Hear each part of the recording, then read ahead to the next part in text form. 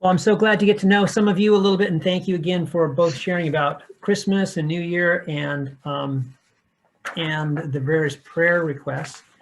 Um, what I'd like to just begin with is simply say welcome to this Bible class 438. You know, biblical perspectives for educators. This is an important class, not only in your group as you go through towards your goal of graduating, but from FBU's perspective, it's an important piece as well, because this is the one class that we have that kind of gives what we like to say is an overview of the entire Bible. Then the Bible is a big book. It's an intimidating book. For some, it is very comforting, and for others, it is very off-putting. And wherever you find yourself on that continuum, I just want to encourage you tonight that whether this is the first time you've ever opened the Bible or first class you had to take that the Bible was the main topic, I know it can be intimidating, but I just want to encourage you. It's a great class, and as we work through it together, I think you'll find a lot of encouragement through it. As I said, it is kind of look at the entirety of the Bible. If you've had, maybe I'll just ask, if you've had the other class here at FPU, BIB438, let me just see, who's had the other Bible class already? I have. Okay, Shannon.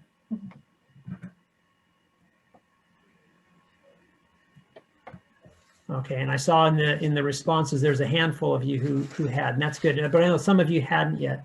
So we'll be talking a little bit tonight as we get started. The other class is a little more specific. It looks primarily at one book, the book of Matthew, and looks at the life of Jesus and what it means to kind of be developing a sense of Christian community around this person of who Jesus is.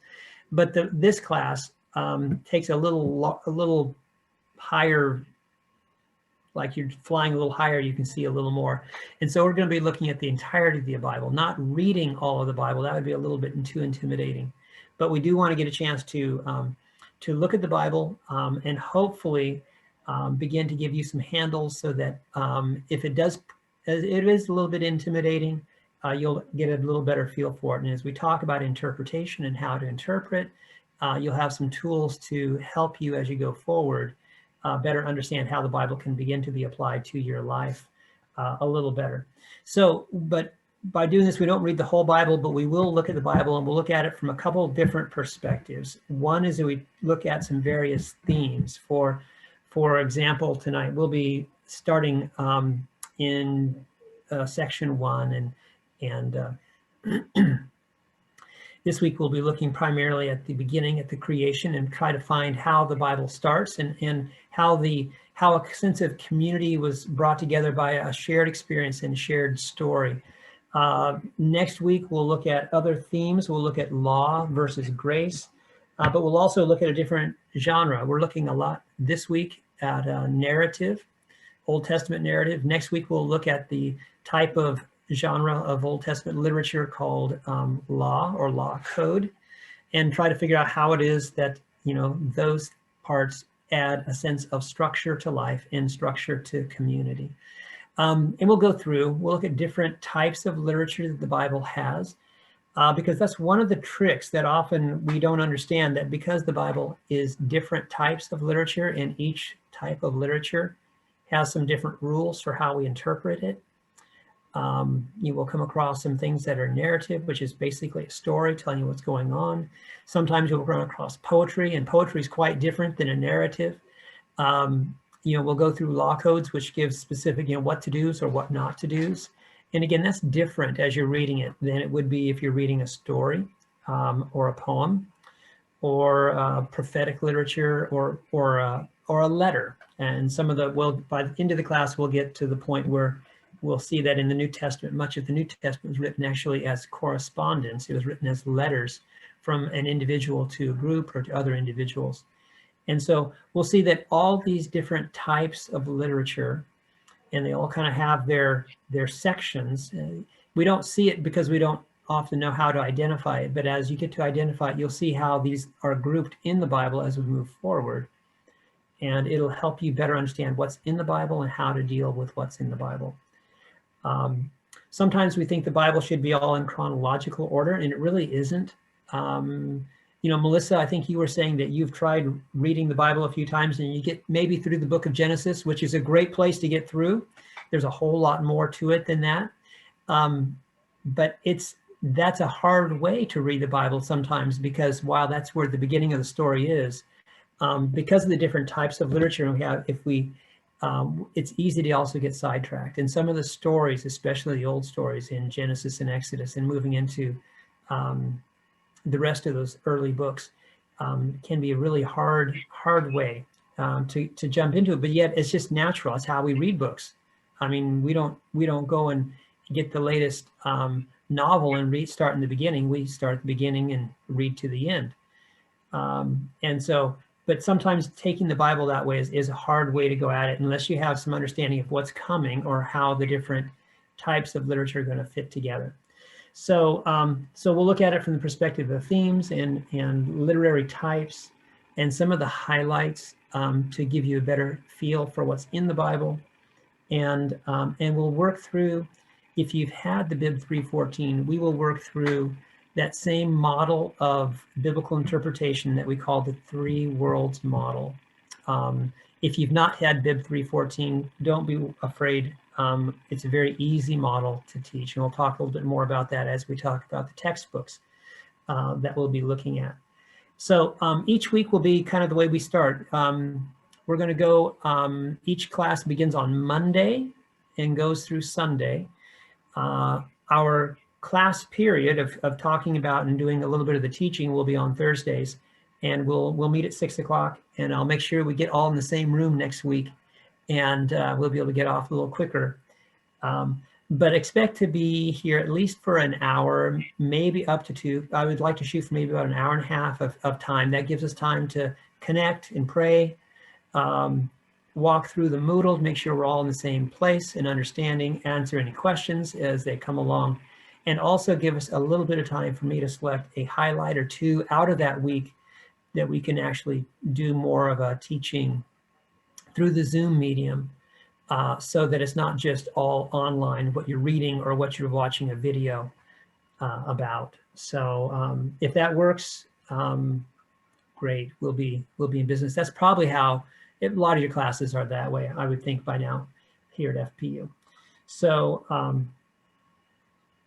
so the books, and I'm not sure if everyone's got the books. Let me pause for a moment and say I sent out a letter with the 5 books we are going to need, but I know sometimes it's hard getting the books on time, and if you don't get the books, it's hard to stay up on it. But how are you all doing with the books? Does anyone not have the books yet? Sandra, and I see Kayla, was that your hand too? I just don't have one. It's coming in. Which one are you still missing? It's the Oxford one. Oh, okay. The big red Bible. Yes, that one. That's the one I don't have. Okay. Okay, well, good. And Sandra, you're waiting on the whole set? Yes, okay. I am. Yeah, okay, good. Me too. I'm waiting on all of them. Okay, Erica. Yeah, and that makes it a little bit tricky. So clearly, because you don't have your books, we're gonna be especially grace-filled this week as far as deadlines for assignments. I would encourage you, if you've got your books, to not take that grace and use it. I would encourage you to stay on top of it, because the last thing you want to do if you want to enjoy the class is not try to be doing it from a catching up standpoint. That always puts way more pressure. There's enough pressure with the class as it is. I have to admit that while I think this is not as heavy of a workload as the other Bible class is, it is still an academic class. And I would love for it to be longer so it wouldn't feel quite so compressed and so intense in that way. But it is what it is. And so in the 6 weeks, we got to cover a lot of ground. So if you don't have your books, let's hopefully we get them soon. And I'll have a little bit of, maybe I can help with one of the books. I think I've got an online version of one of the books, at least the first couple chapters, that we can get to you so you don't fall too far behind. But a good question. Okay, so the books that we do need to get, and I'll just walk them back through again. There is the big red Bible. It's the New Oxford Annotated Bible. But the key piece, there's two key pieces to this. One is that it's the New Revised Standard Version. Now we'll talk a little bit about versions tonight, probably not too much. I know Dee Dee and I were talking a little before we all got on board about different versions.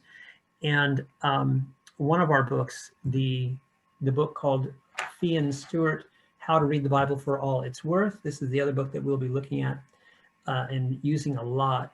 But this book in the second chapter talks a lot about different versions and why there are so many versions and what are some of the differences in all those versions, because that's one of the more confusing things for people who come to the Bible and say, well, which one is right? Or which one is the best? And that's really a very subjective question. And there is no real good answer. I can tell you which one I prefer. But that's just a preference thing, quite honestly, because they're all good, very well thought and academically worked through to find the very best way of translating it for us, but it just comes out in different ways. So we'll talk a little bit more about that, but this one is in the New Revised Standard. And so if you don't yet have this Bible, I would encourage you to see if you don't have a Bible that is called the New Revised Standard. So that way when we read together, for example, you'll hear the words and they will sound the same. Because if you were to read from the New Revised Standard Version, or if you had someone else who was reading along with you and they were reading from, say, the King James Version, or you had somebody else in the group who was reading from the New International Version, or whatever version you might have at home, you would find that they do sound different in the way they interpret the words for the Bible. So the problem is, and you'll see this as you read through your Fee and Stewart book, one of the problems is that the Bible was not written in English. It was written in a couple of ancient languages. The majority of the Bible, the Old Testament, that first 2/3 or 3/4 of the book, was written in Hebrew, or parts of that was in Aramaic, which is a derivative of Hebrew. And the New Testament, which is the newer part and the last part of the Bible, was written in the Greek language. And so those have all been translated. And again, ancient Greek is different than what people in Greece talk today. And so it's an ancient language not really used anymore, but it's still one we understand and study. But as you translate, different translators have different priorities. And we'll talk a little bit about that. You'll read more about it in your Fee and Stewart book. And I hope that'll be interesting and not just more gobbledygook. But it is a challenge for us to say which one. So for our class, we use the New Revised Standard Version. That's the one part. That's a long way of saying this, we're going to use this. And the reason I ask you to get this New Oxford Annotated variety of it is because there are some helps or Bible notes, which give some explanation, talks a little bit about the history or a little bit of the cultural backgrounds. There are things that help you understand a little bit. And if we're reading the same stuff, we can even point to various sections, and that way we can do some learning together. So that's why we ask you to get this specific book.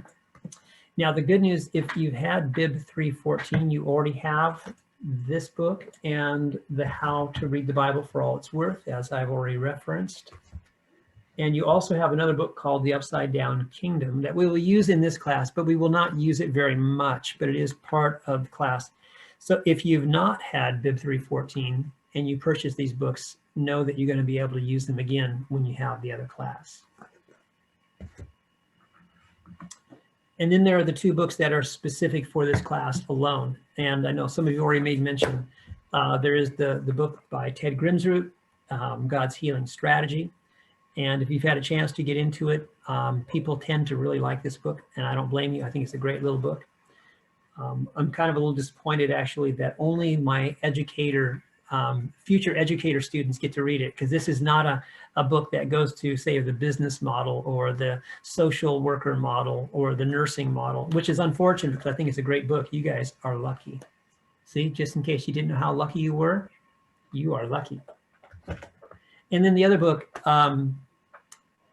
Let the Children Come, by Bonnie Miller McLemore.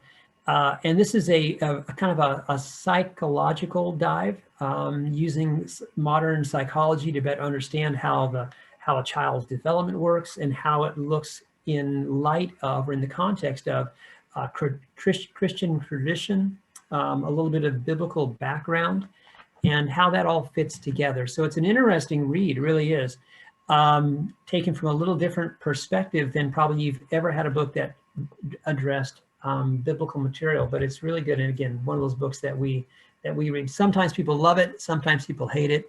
I'll let you be the guide, you be the judge on that one, because it's a good book, and we do use it pretty much week to week, just some little bit of extra exploration. Okay, so as I said a little while ago,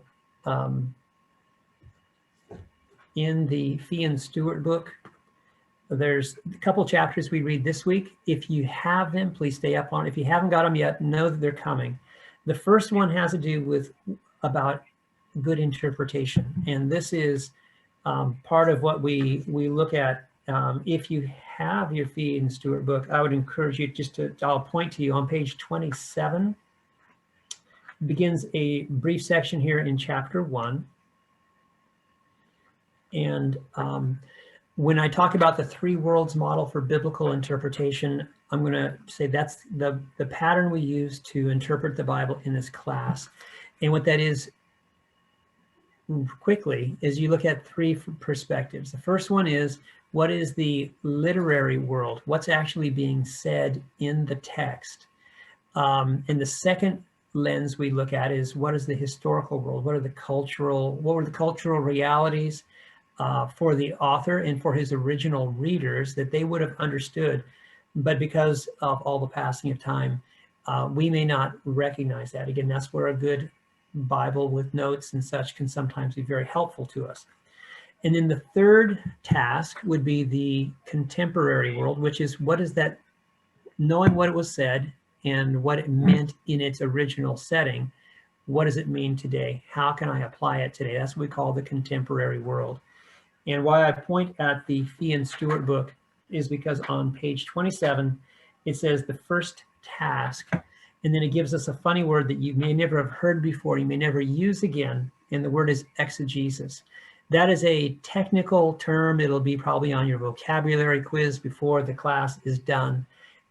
What it refers to, basically, is in this term of exegesis, it is a way of taking both the historical world as well as the literary context or literary world and putting them together. So the first two lenses that we talk about in this class fall under this category of exegesis, and you'll see the next 3 or 4 pages talking about historical context and literary context, questions of content. Those are all the questions that are important for us as we begin to interpret ourselves. And then on page 33, you might notice, and again, if you have a highlighter or a pen, you might circle that big word that says hermeneutics. And again, I'm not trying to stump you with fancy Bible jargon, but these are words, you'll never find them in the Bible, but these are words about how we do this process. And so that's a fancy word, hermeneutics, for saying, how do we then apply the message of the Bible, not let it get stuck in ancient times, but bring it forward to our times, and bring the meaning into a way that we can understand the meaning today. So again, in our class, we would call that the contemporary world. In Fee and Stewart, they refer to that as hermeneutics. So if I will almost consistently use the word contemporary world, but as you're doing your reading, know that those two are kind of used for the same thing. So, and then chapter 2, again, that's the other chapter we'll be reading in Fee and Stewart. And again, this is all about translation and about how it is different translations came to be. And so real quick, I know Dee Dee said that she read the King James Version, and we were talking a little bit about some of the challenges that come with that. If you have a Bible that you read, I'm not going to ask you to make up something, but if you have a Bible that you normally read, what version is it? King James Version. Okay, so that's 2 on King James. Dee Dee and Kayla. Okay. I have King James too. All right, Melissa. I actually have it as well, but when I took the first Bible class and I had this one, I actually referenced to this one a lot. So. Yeah. Good. Okay, Shannon. And if anybody needs a Bible, let me know. I have like 10 of them that my sister-in-law brought me and for my kids for Christmas. So they like wrap those, like not this year, but last year. They should play games, and then if they answer a question right, they get a Bible. So I have a bunch of Bibles. Okay. That's great. So free Bibles available over there at Melissa's. That's great. And the other thing you can do too, I know either on your computer or on your cell phone, that's the beauty of these last few years. Lots of things have been developing. I like to point students to a website. It's called BibleGateway.com. And the beauty of BibleGateway.com is you can pick whatever version you want, because they've got hundreds of versions of both languages as well as different English versions to choose from. And then you can click on the version of your choice, and then you can just type in whatever verse you want to read, and it pops it all up there for you. So it's a Bible on your computer or online, and it's very user-friendly and it's very helpful. It's kind of a nice way to be able to see how different versions can sometimes compare with one another as well. Or your phone. I have on my phone what's called the Bible app. It's called YouVersion, but it's just the Bible app is what it's called, and it's a great tool also. So just an encouragement that while we want to, okay, thank you, Melissa, for the information on Amanda. I'm not sure of what's going on either. So, but whatever we can do to make this as easy as possible. But in the class, and when we are talking about the class, I'm going to ask all of you King James readers to use the New Revised Standard. So when you quote something, I don't have to go get my King James Bible and look and see if you're lining it up properly. We'll all be in the same version for the class. And again, they're different. And part of the beauty of the King James is it's very familiar, and it has a beautiful way of rendering the text.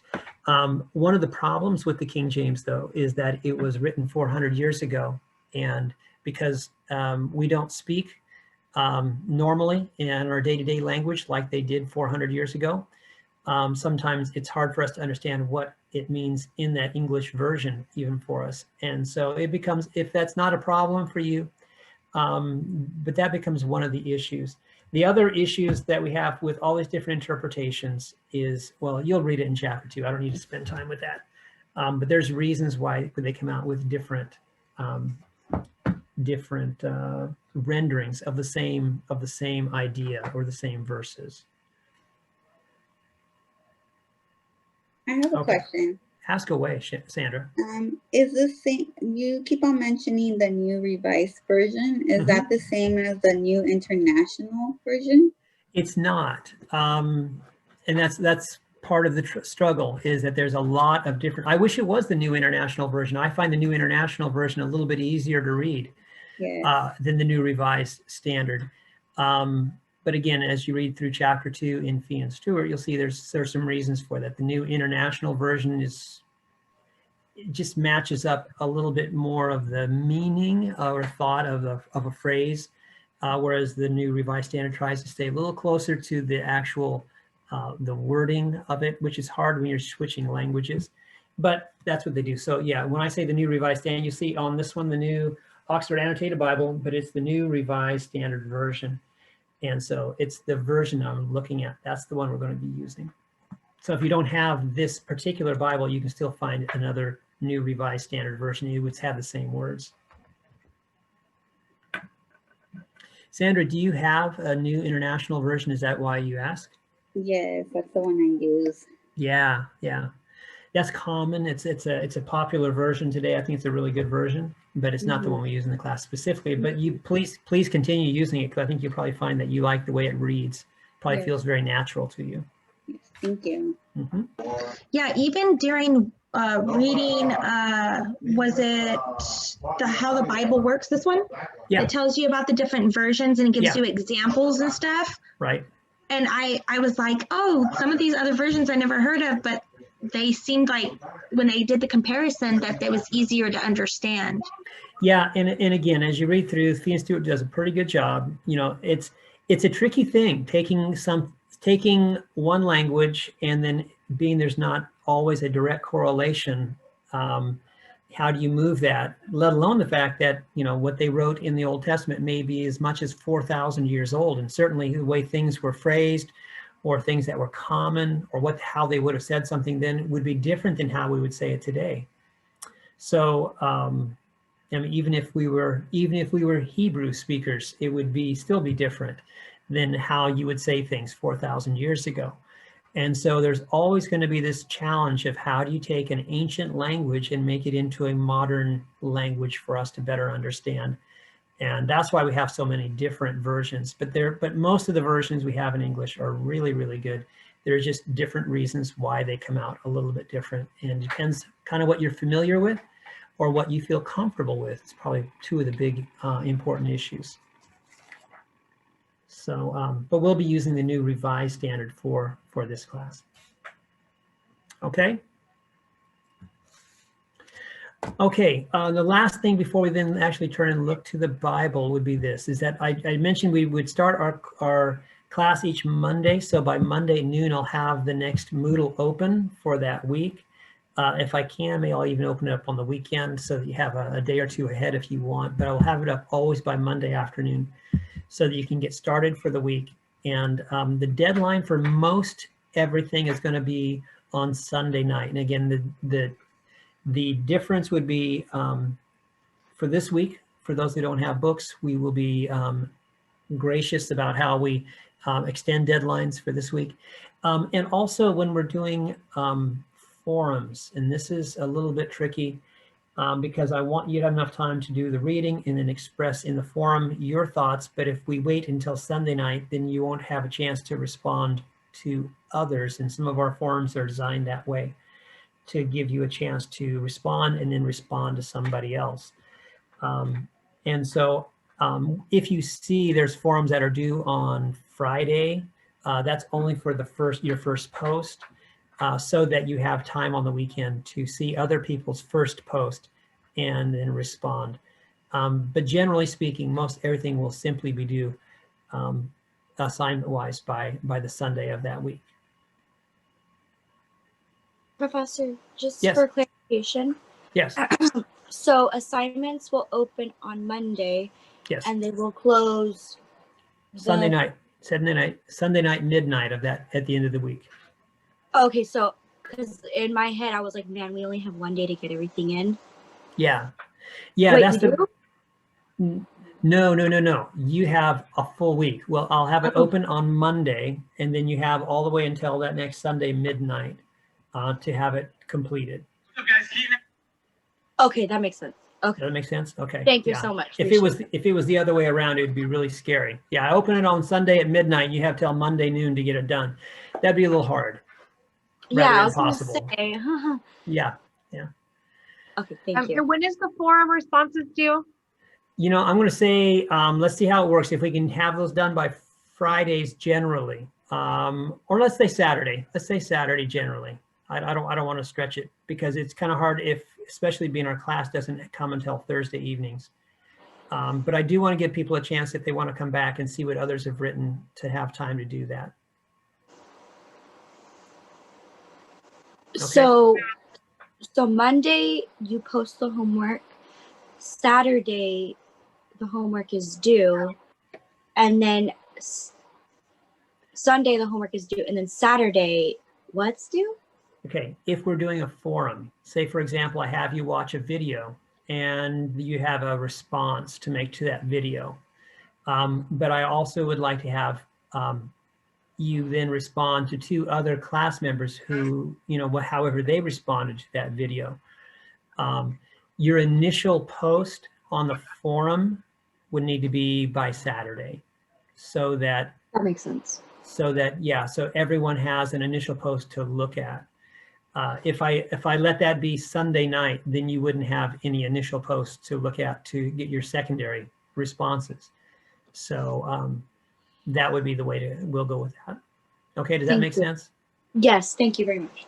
Okay. I have a question. So there was nothing due today? You know, there was, yes, but nothing I'm going to really struggle with. The what is your Bible experience was technically, there was a due date, I think, posted for today for that. But I think most of you have done that already. And if you didn't, please do. And that was just the questions of what has been your Bible experience in the past. What are a couple of questions that you're going to bring with you to this class, and maybe 5 words that you think of when you think of the word Bible. And even, okay, not irregardless of what you may have put on that paper, what are some words that you think of when you hear the word Bible?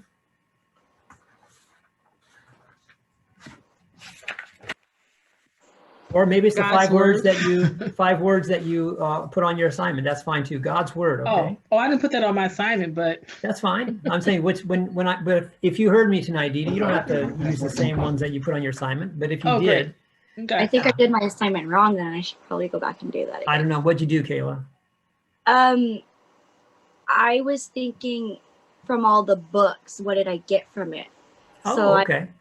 I literally put down from what I got from the And- books and the videos and the homework assignments. That's what I put. I didn't put 5 words from the Bible when I got from it. Oh, that's okay. You're not going to get graded down for that. What were your words? Do you recall?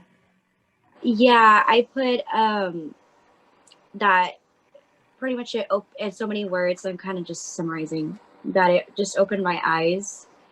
Like I had a broader perspective. Mm-hmm. I had more understanding. That pretty much just going in depth more. Okay. So words. Well, that's fine. And again, that's not gonna be the worst thing. Don't worry about that. So I saw that little bit of panic on your face. Please don't be panicked about that. No. Okay, some other people, when you had that opportunity to post some words, what were some other words that just kind of jumped out, made you think of? When I think of the Bible, this is what I think of. Think of hope and love, and I think of especially from Genesis. I feel like God almost made human mistakes, like when he got mad at the city and decided to flood the world, and then afterwards he was like, God, I messed up, I shouldn't do that again. And I almost want to think like human and fatherly. Okay, somebody else. Other words that just kind of jump out at you when you think of the Bible. What are some words that kind of pop? I would say some of my words were love, faithfulness, because we know he's always faithful to us. I would say purity. Okay. Honesty. Okay, somebody else. Good. Thank you very much, Shannon.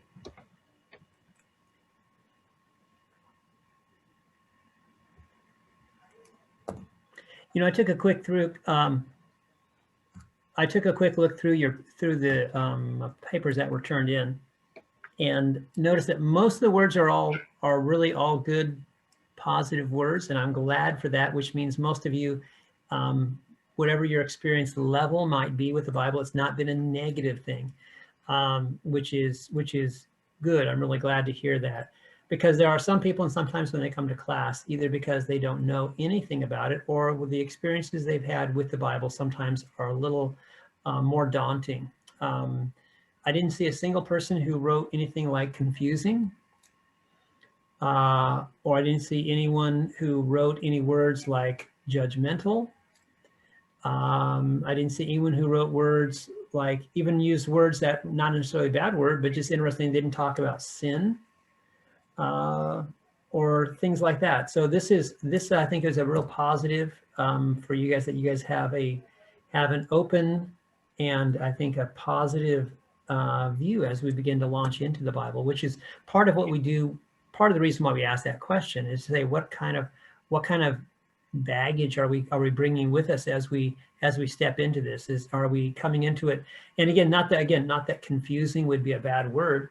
That's a great word. If the Bible feels confusing to me, that helps us know that we want to approach this in a way that helps us better understand. Because I think if God is going to reveal himself to us through the Bible, he would want us to be able to understand it. And oftentimes it's hard for us to understand.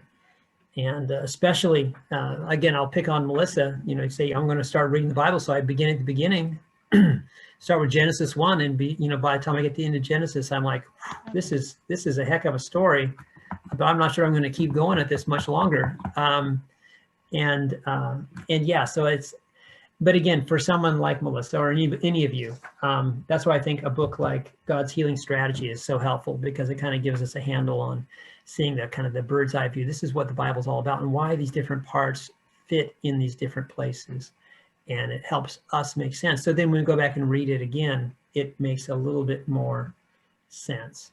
So, okay. Then for tonight, if you guys are willing to do this with me, I would like to just open up our Bibles to the very first page. It'll be Genesis 1:1. So if you have a Bible there with you, open it up. If you happen to have our Bible, all the better. But if you don't have this one, that's okay. And if you don't have a Bible at all, I'll just have you listen. We're going to read the first chapter together just to get a feel for how the Bible begins. Because it has an interesting way as it talks about the creation. And I think it's an interesting place. It's a very long book. It's a very complicated book, but it starts in a very interesting way. And so Genesis 1:1, which is the beginning of our story. So, and there's 9 of us. This is great, actually.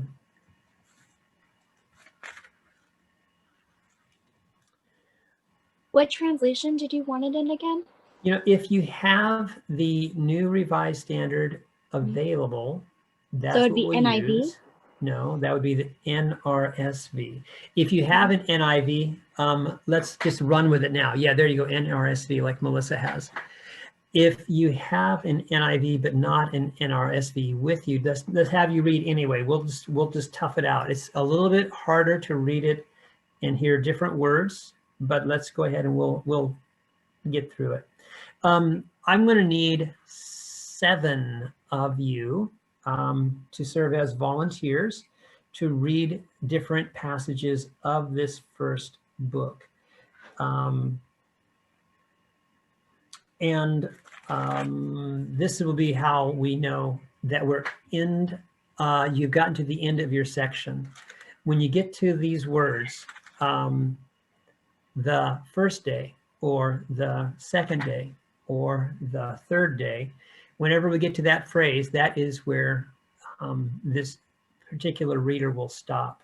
So who would be our first reader to begin at Genesis 1:1, which is in the beginning when God created the heavens and earth?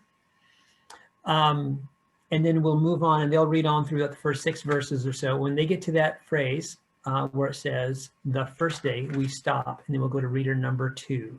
So who would like to be reader number 1? That'd be you, Melissa. You got it. Okay. So go ahead and unmute, and know that I'm going to need a reader number 2 very soon after she gets there. But as she reads, and as each of you get a chance to read, I would like you simply to listen to how this account begins, how this story begins. Listen for things that stand out to you. Listen to things that might get repeated. This story was most likely first spoken before it was written down. And so listen to it as if this was you're hearing it spoken, because it really does sound different than it reads if you're reading it quietly. So go ahead, Melissa. In the beginning, when God created the heavens and the earth was a formless void, and darkness covered the face of the depth, or of the deep, while a wind of God swept over the face of face of the waters. Then God said, "Let there be light," and there was light. and God saw the light was good. And God separated the light from the darkness. God called the light day, and the darkness he called night. And there was evening, and there was morning, the first day. Perfect. Good. Thank you. Who's my second reader? I'll read the second part. Okay, Shannon. And again, stop when you get to the end of the second day. And God said, let there be a dome in the midst of the waters, and let it separate the waters from the waters. So God made the dome and separated the waters that were under the dome from the waters that were above the dome. And it was so.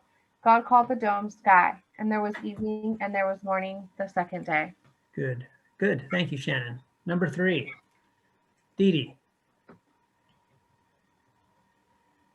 You're muted. Yes, please unmute, Dee Dee. Dee Dee, you're muted. And you were saying hear it me so now? well. And now I'm stuck. No, here we go. Okay. And God said, let the waters under the sky be gathered together in one place, and let the dry land appear. And it was so. God called the dry land earth, and the waters that were gathered together he called seas.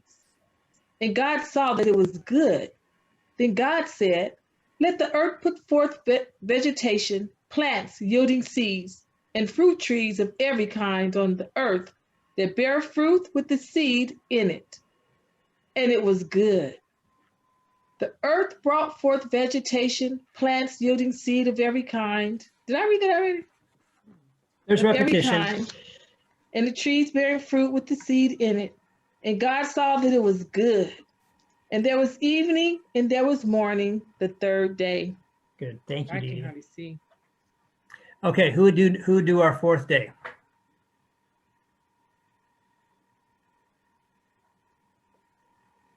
It's not the translation that you want, but it's You go something. right ahead, Kayla. We'll gladly hear it. Okay, this is number 4, correct? And it's going to be, so you'll be going from 14 through verse 18. So again, it'll say 4th day. It'll end the same way. Oh, okay. Okay. Oh, I'm sorry. And God, Yes, go ahead. okay. And God saw that the light was good, and God separated the light from the darkness. That's all it says. I'll continue reading through verse 18. That's all it says on the part that I got. I can read it. Okay. Yeah, I'm not sure. I'm a little confused, Kayla, but that's okay. We'll get it figured out. Go ahead, please. And God said, let there be light in the dome of the sky to separate the day from the night, and let them be for signs and for seasons and for days and years, and let them be lights in the dome of skies to give a light upon the earth. And it was so. God made the 2 great lights, the greater light to rule the day and the lesser light to rule the night, and the stars.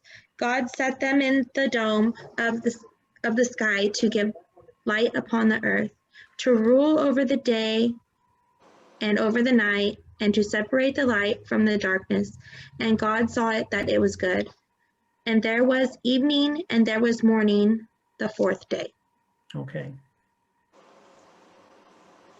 Very good. Thank you, Melissa. Kayla, I'm not sure why you only had the one phrase there.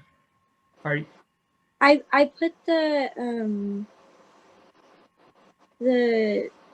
BR, I mean the Oh, N. there are, okay, in I your, put the, yeah, and then I put Genesis 1:1, and then that's what it came up with. okay. Well, I'll tell you what, do that again, but this time put in Genesis 1 verse 20 through 23. Can you do that?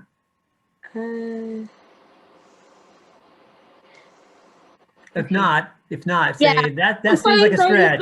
Sorry. Okay, that's okay. We'll go on somebody else. Somebody else read for me now. When the waters will bring forth swarms of living creatures. I can read again. Okay, Shannon.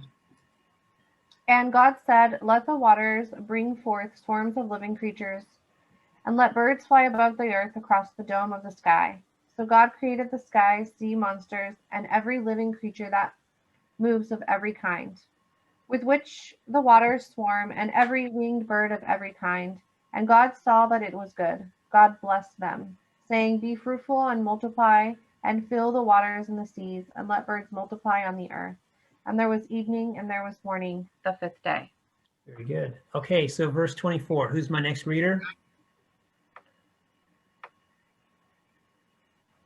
Muted? Oh, I'm not muted. Oh. I can do it, but it's the different version, if that's okay. That's okay. Yeah, absolutely. So you'll be picking up at verse 24 and Okay.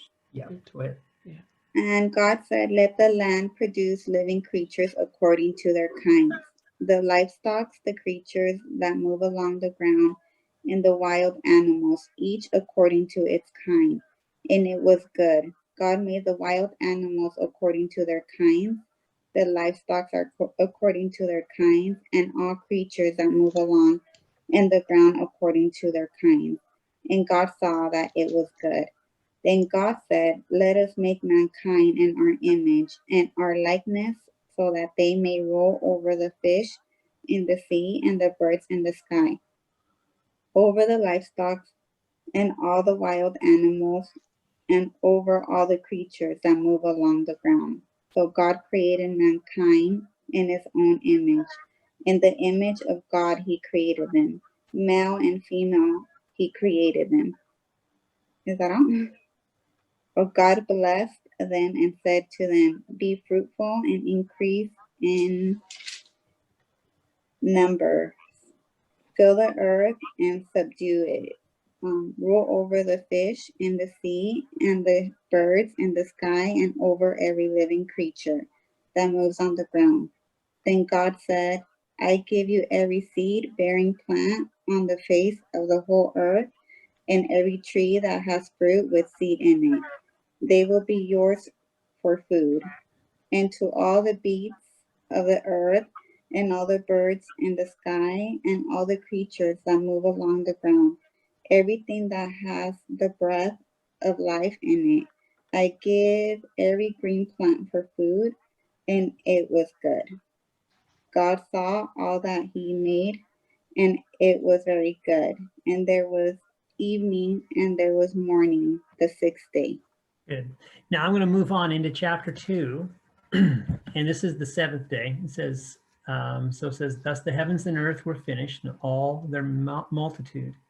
And on the seventh day, God finished the work that he had done, and he rested on that seventh day from all the work that he had done. So God blessed the seventh day and hallowed it, because on it God rested from all the work he had done in creation. And then chapter 2 continues on, but it actually doesn't continue on. That's the end of that story.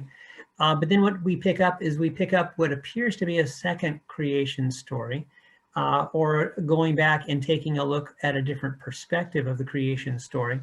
But before we talk about that, in fact, we won't even get into chapter 2 tonight. That'll be part of your reading this week. But just that chapter 1, hearing it read from the others in the class, what were some words that you heard repeated, or what were some phrases that seemed to have come up over and over again? And it was good. And it was good.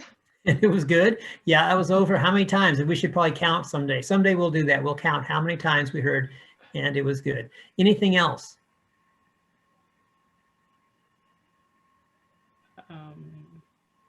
The light in the sky was mentioned a couple of times, Yes, the production of light. Yeah, and then the separation of light, and yeah, all that, how that goes. The distinction of the days, how they were different. And Yeah, each day was different, yet each day was kind of put in a similar way, wasn't it? In the way it was marked. There was, yeah, they were like counted and marked, and then how at the end, like he rested, like that was interesting as well. Yeah, so each one has its own work to be done, but the seventh day was the rest day. Good. Yeah. How about the word let? Yeah, that come up over and over again. How many times? Let there be, huh? Let there be this, and there was. So yeah, that's a common phrase. And part of all those repetitions kind of leads me to look at this and say, well, what's going on here? Maybe that's exactly how it happened, or maybe this is partly, I mean, I could hear this almost being sung, or in a sense of like it has a rhyme or a rhythm. There's repetition, kind of like it's a poem of some sort. And so it's a really interesting way of telling the story by putting it into this kind of creative, poetic fashion, this poem of creativity that gets placed here where God is at the center, and everything that is finds its place. Everything, even including you and I, when there's the creation of humanity in day 6. So really an important piece, I think, as we get started, because we don't continue on with this poem. The story goes on, but it goes on in a very different way as we pick up in chapter 2 and go on in your reading. You'll see it this week, that it gets more into kind of a typical narrative fashion as we move forward. But this is how it begins.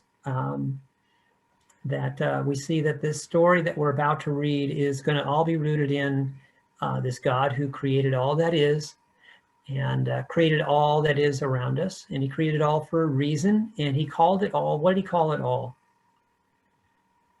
Good. Every day it was good, wasn't it? Every day. And then it is very good on the day that we are created. And then so with our inclusion into this creation, and are created into this day of creation, and then our role that begins to be fleshed out in that, being that we have his image, that we bear his image, and that we have a role of stewarding or taking care of all that has been created is set in place. And so in a way, it's an interesting story of what happened, but in another way, it really is a place that we can go to find purpose. What is our purpose? Why are we even here? Where did it come from? Where are we going? All those deep questions can kind of start getting answered as we begin to open up the book in this opening chapter. So I think it's a great way of looking at it. I'm going to encourage you as you move into chapter 2 in your own reading this week to look at how the story unfolds in chapter 2, and just kind of hold on to some of those things you heard, some of that structure and repetition, and how God is depicted, that he speaks something and it happens. See how it begins. It shifts a little bit in chapter 2. It's a different type of storytelling that we see in chapter 2. But that's not problematic. It's just a fact. It's just a different type of storytelling. And again, so the Bible has got different types of literature, and we have to ask those questions. What do we do with the different types of literature? One of your assignments this week is 1.3, and it's called The Beginning. And there's a video attached to that. Dr. Sandy Richter does some initial teaching on that with us. So I would encourage you just to kind of watch that, wrestle with the assignment in chapter, in that 1.3, and then move on as you read into chapter 2 of Genesis and see how the story continues to unfold this week. And we'll kind of get our bearings, our footing, as we begin to launch into this overview of the Bible. Okay, do we have questions specifically about this week? Any of your assignments that we got started on that would be helpful? Yes, Melissa. Okay, just some overall questions. APA formatting, do you want a cover page and a reference page? Do we have a reference page for the Bible, or? No, most of your assignments, you won't need that. When we get to the signature assignment at the end, anything we would do, we would want to have references for it. Okay. But most of your assignments, you won't need a reference page. The APA formatting with the cover page, for most assignments, that's fine. Forums and such, no need for that. But when we have assignments, regular assignments to be turned in, do the APA formatting. It'd be perfect. Awesome. And then, good follow-up question, Melissa, then go on. Will we get docked points if we do a cited page? Because I did that. No, you won't get docked points for that. At least, and if I find that's problematic, I'll let you know. But don't worry about it for now. I'll get back to you, and we won't be docking you, because how do you know? How many classes have you had from me before, Kayla? None. None. That's right. So how would you know? So yeah. So we'll work on this together. Okay. Oh. And then my next question is on 1.3, Mm-hmm. number 3. It says summarize important points about the idea of man being created in image of God. Mm-hmm.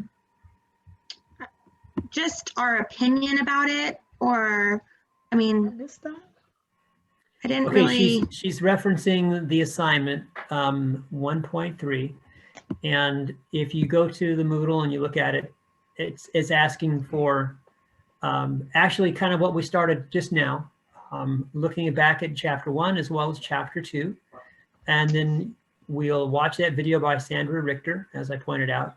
Oh. And then it says summarize the important points about the idea of man being created in the image of God. Once you've seen the video, yeah, I think beyond that, it is your opinion on the idea, what is important about that image of God in day 6. That is, and what does it mean?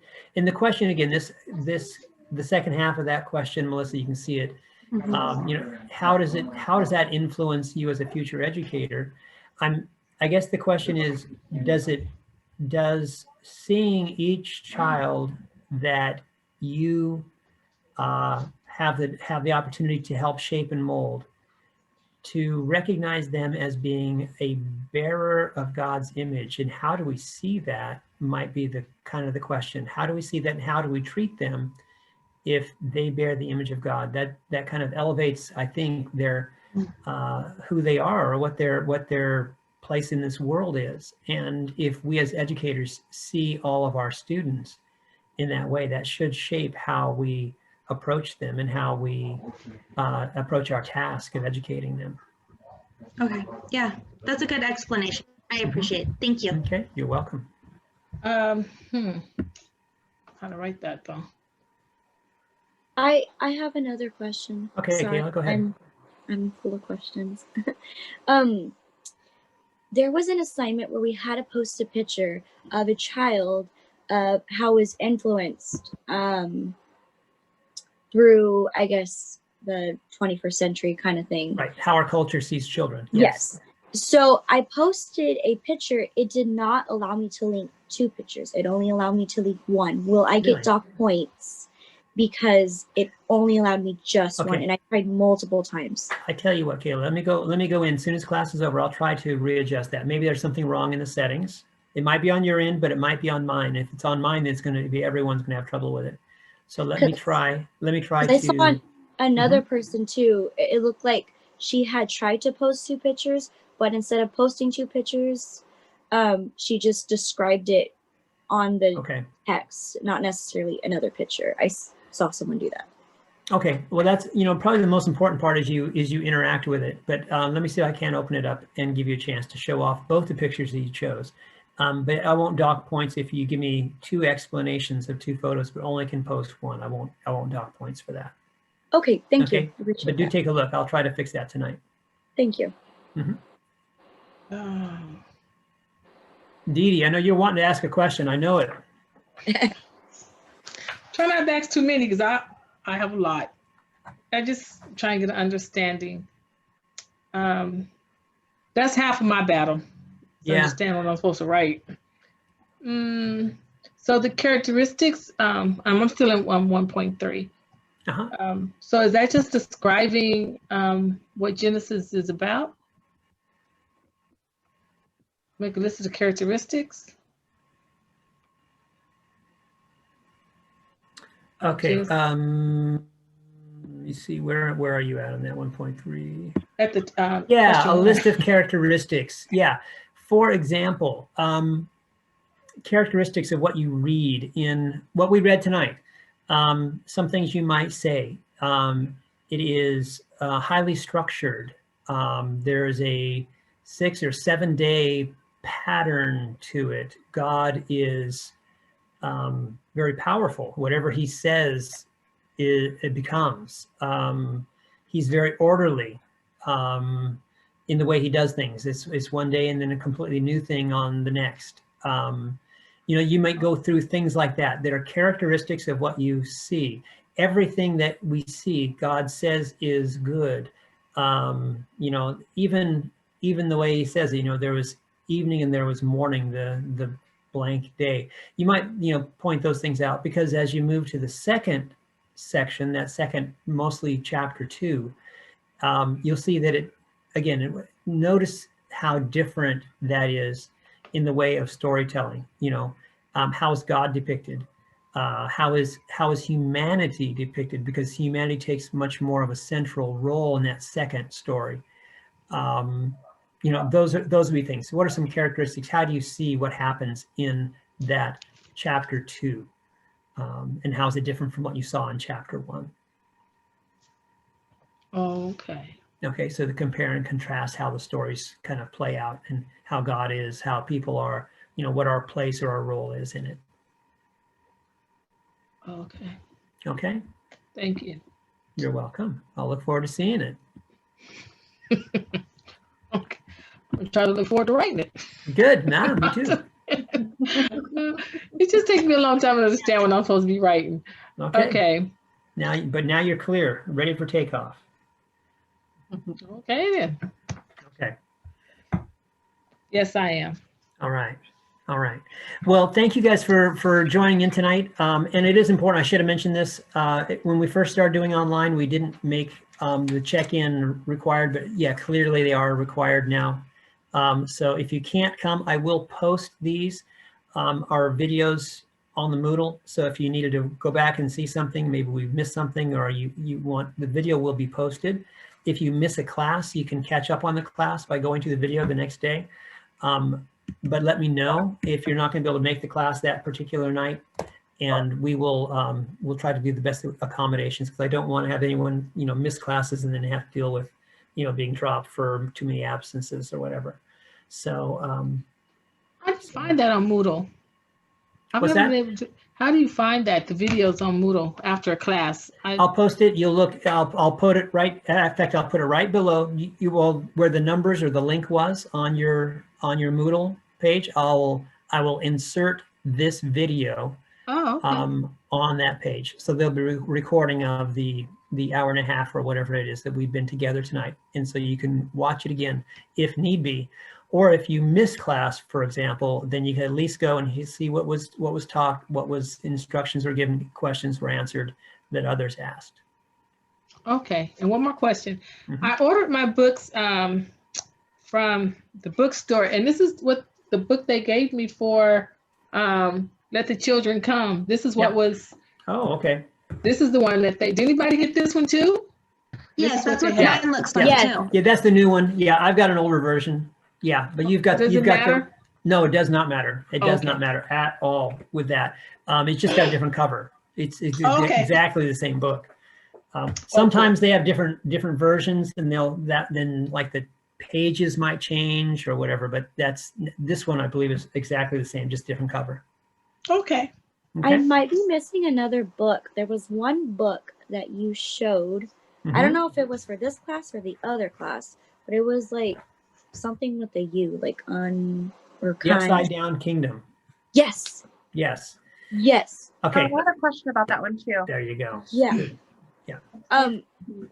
Do we need that one as well? Yes, but if you don't have it right now, don't stress about it. It is the least used book of the books in this class. The other books we'll read almost in their entirety. This one is just parts. And this one becomes the feature, becomes the main book for the BIB438. But it's really kind of a secondary book for this class. So there will be assignments that this will play in, but it won't be in a big way. I have the older one. I actually ended up ordering. Yep, and that's fine. The only difference, there's a little bit of terminology change, but not much. The chapters are all the same, but again, the page numbers might be a little bit off. But as long as you know you're reading X chapter, or that you'll be fine, Shannon. Okay, thank you. Okay. Mm-hmm. Thank you.